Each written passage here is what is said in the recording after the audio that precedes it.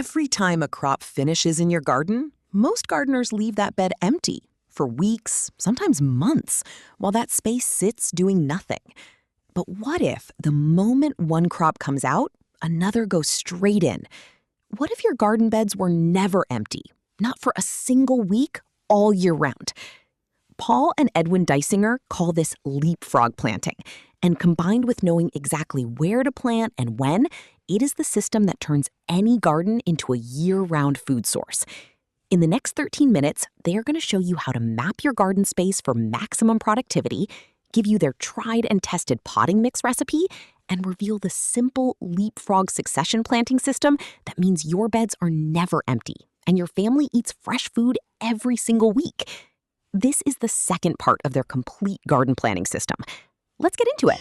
LeapFrog, so what is LeapFrog planting, right? Each time you harvest something out of your garden, you want to have another crop that's ready to plant into it. You don't want to have space sitting empty. This talk was recorded at a past Grow Your Own Vegetables event, where garden planning experts Paul and Edwin Dysinger share the 3-step system for growing fresh superfoods every week of the year. For more information, free resources, and gentle guidance, you can find us at growyourownvegetables.org. And to grow alongside other gardeners just like you, join our free community at gyov.org. Okay. So moving on to number 2 of our 3-step planning formula. Number 1 was choosing what to grow, right? Number 2 is mapping out your garden space. So, what kinds of things would you look for with mapping out your garden space? Well, you need to have a place that has sun. Minimum of 6 hours of full sun. More would be better. Yeah. Pretty much for most all of your crops. Yeah. Now there are some crops that can do okay with some partial shade, but most of them like full sun. Yeah. You want to look at your area and just look around your house. So you're going to find the places that have the most sun. South-facing slopes or walls will stay warmer in the winter if you're wanting to, that perpetual harvest hack, right? Carrying things over through the winter. You want to find the places that are going to get the most sun and stay the warmest through the winter. But if you're in the southern, on the border of the Gulf of Mexico or Mexico, it's going to be the other way around for you. You're wanting to get things through the summer. Yeah, that's true. Yeah. And so you might not want to use that southern slope or wall.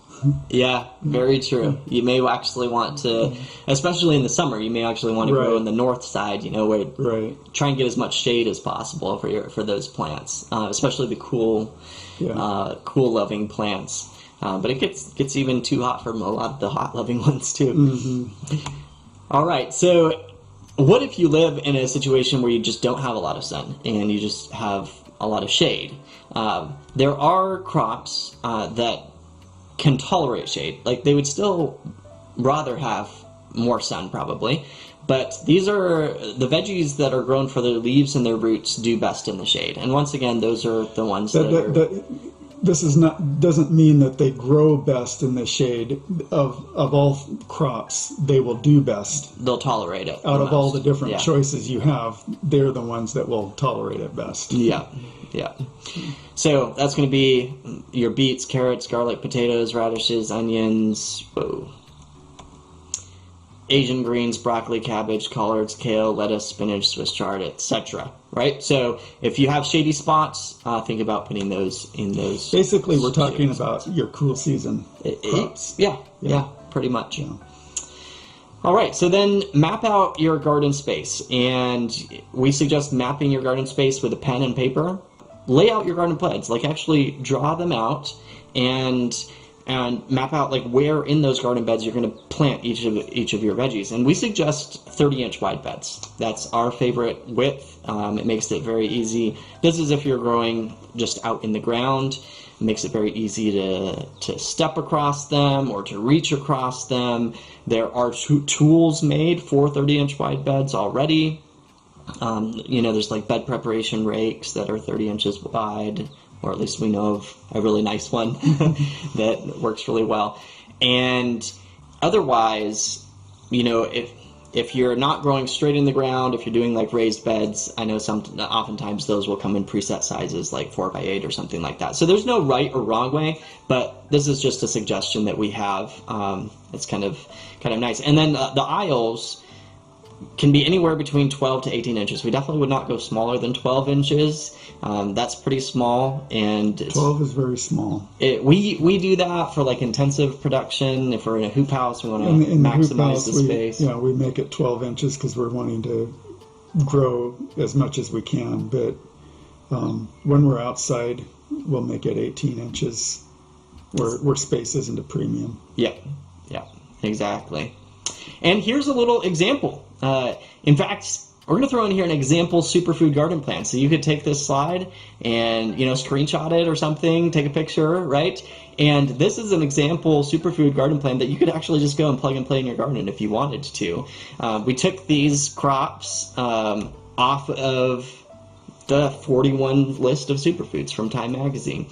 And you'll notice that these beds are 30 inches wide, it's 2.5 feet. We have a 1-foot pathway, 20-foot long bed, and on the upper bed we've got your greens. So you got arugula, spinach, lettuce, kale, chard, and then on the lower bed got some red peppers and tomatoes growing. Now obviously this is a very small garden. You can scale it up. We have a plug and play garden plan that's a bigger one that grows 20 different crops, but we just wanted to throw in something here as an example of something small that anyone can get started with this, just about. And if you're really getting into setting up your garden plan, if you're going into more detail, you might end up thinking about and talking about like crop rotation and stuff like that. Unfortunately, we don't have enough time to go into that in this session, but that's something that you might want to keep in mind and take a look at some point.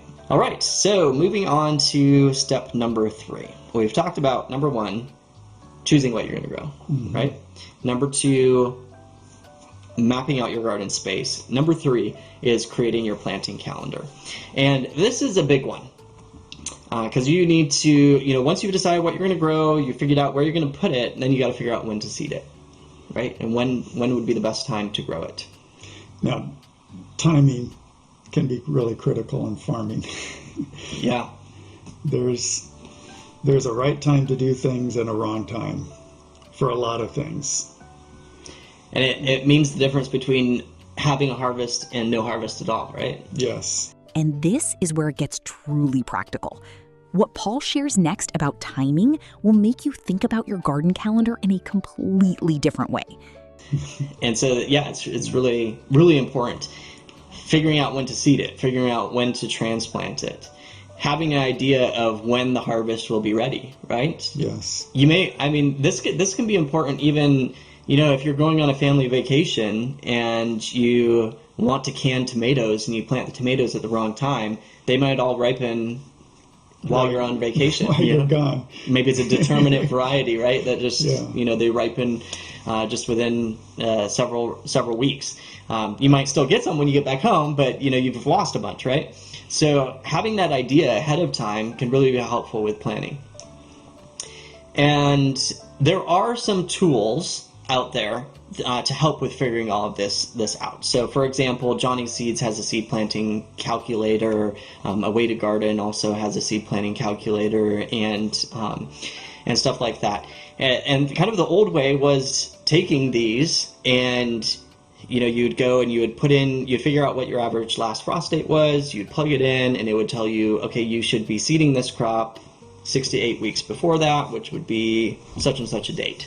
And that's pretty much what they would just tell you. They wouldn't tell you when you could expect to harvest it, or when they might give you a little ballpark of when you should transplant it.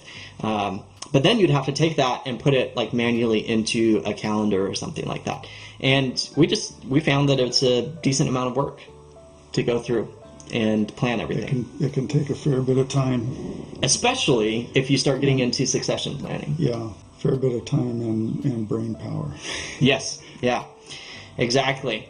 So that kind of led into our perpetual harvest hack. In fact, actually, what really led into it was we promised our gardening students at one point that we were going to give them a weekly checklist of what they should do in their garden every week, through the growing season or through the year, and based on their current location.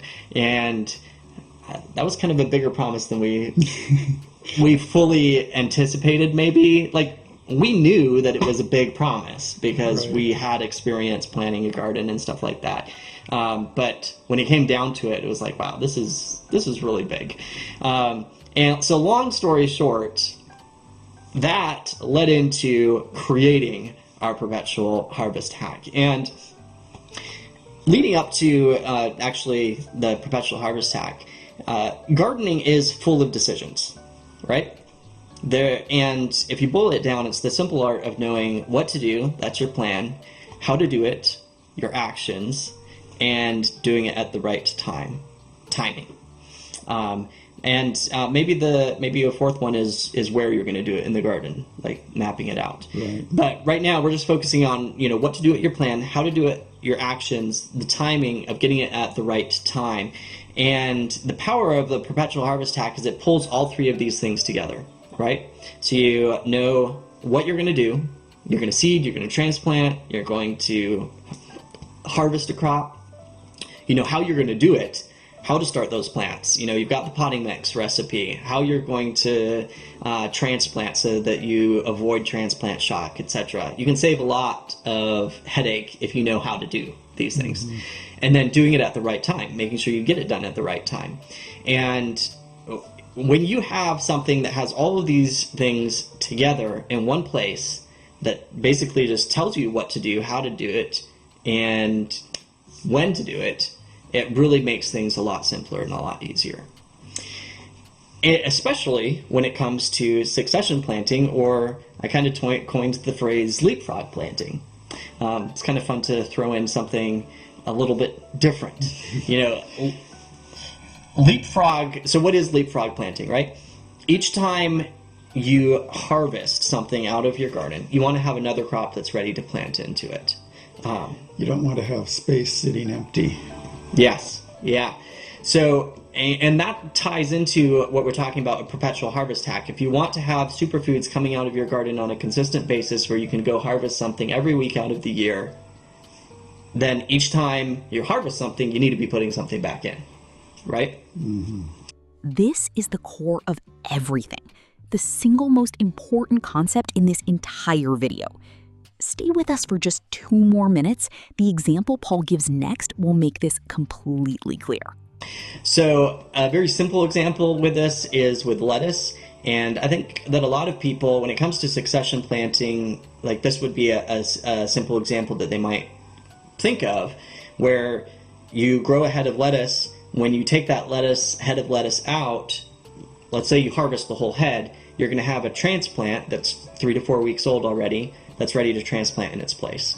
And that would be a succession or a LeapFrog planting of lettuce.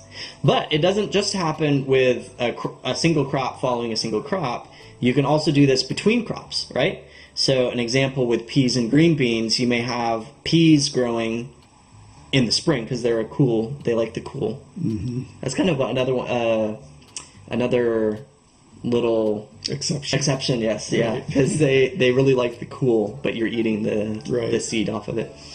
Right. So they like the cool, and then when it gets hot, your peas are done, and so you take out your peas and you can plant green beans in their place, and those green beans are going to grow, and you'll get a green bean harvest later on. So you're just keeping that garden space filled with crops. The thing is, LeapFrog planting can be pretty complex, can't it? Yes, it can. I mean, there's a lot that goes into it.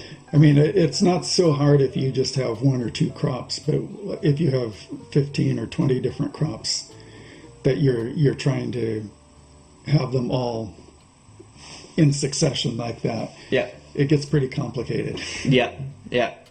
So you've got to figure out when to plant your first crop, right? Mm-hmm. And then how long it will be until it's harvested, ready to harvest. How long of a harvest window you can expect from it, because some crops you can harvest off of them for months. Mm-hmm. Some crops is just going to be a one-cut harvest. Then when to plant the second LeapFrog crop so that it's ready to go in when the first crop is harvested. Yes. Or finished being harvested, right? Plus figure out how long in the season the crop can grow. Is it cool weather? Is it warm weather? How far into the cold weather can it grow, right? And then repeat that for each crop because they're all different. that just sounds complex to me, right? Just going over that makes, you get overwhelmed just thinking about that, right? Think about where you were at the start of this video. A garden bed sitting empty for weeks after every harvest. Space doing nothing. Seasons passing with nothing growing. Now, look at what you know. How to map your space for maximum sun and productivity. A simple 3-ingredient potting mix that gives every seedling the strongest possible start. And LeapFrog planting, the system of always having something ready to go in the moment something comes out, so your garden is never empty and never stops feeding you. Your garden bed was always capable of this. Now you know how to use it.